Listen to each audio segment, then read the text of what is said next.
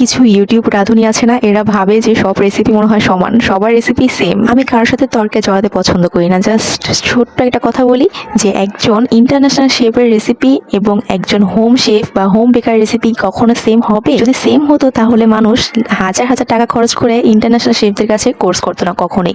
সবাই এই 2, 4, 5 হাজার টাকা দিয়ে হোম বেকারের কাছে কোর্স করতো। বুঝলে বুঝপাতা, না বুঝলে তেজপাতা।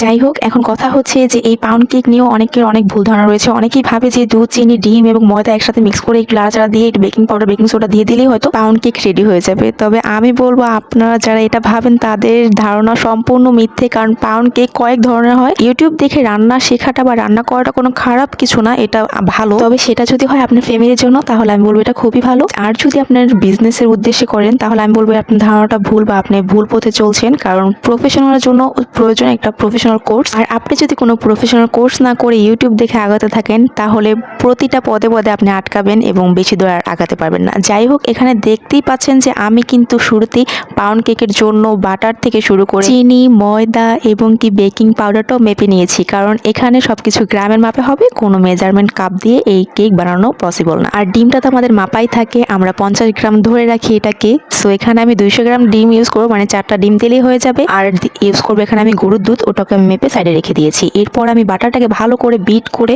তারপর আইসিং সুগারটাকে অ্যাড করে নেবো। এখানে আমি চিনিটা মেপে ব্লেন্ডার জারে গুঁড়ো করে নিয়েছি। চাইলে আপনারা গুঁড়ো করে নিতে পারেন, চাইলে আইসিং সুগারটা সরাসরি ব্যবহার করতে পারেন। আইসিং সুগার দিয়ে তারপর বাটারটাকে আরো বেশ কিছুক্ষণ বিট করে এটাকে একটু ক্রিমি টেক্সচার চলে আসলে আমি এখানে কিন্তু ডিমগুলো অ্যাড করে দিব। একটা ডিম অফ ক্যামেরাতেই অ্যাড করা হয়ে গিয়েছিল, এরপর আমি ক্যামেরা অন করেছি।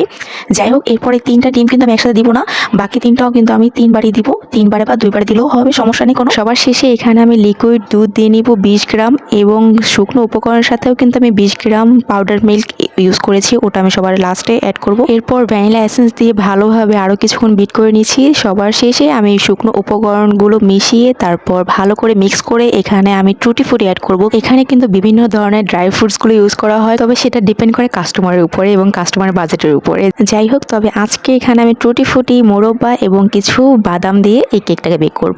সো সবশেষ একটা কথাই বলবো, যারা ভাবেন যে রেসিপি বোধ হয় সবই এক, তাদেরকে বলতে চাই যে এরকম আরো 10 থেকে 12টা ভিন্ন ভিন্ন রেসিপিতে পাউন্ড কেক করা যায়। সো আপনার রেসিপিতে যা আছে অন্য জনের রেসিপিতে সেম ইনগ্রিডিয়েন্টস দেওয়া আছে, সেম মেজারমেন্ট দেওয়া আছে তা কিন্তু নয়। কেকের রেসিপি যেমন সবারটা সেম না, সবার কেকের টেস্টও কিন্তু সেম না।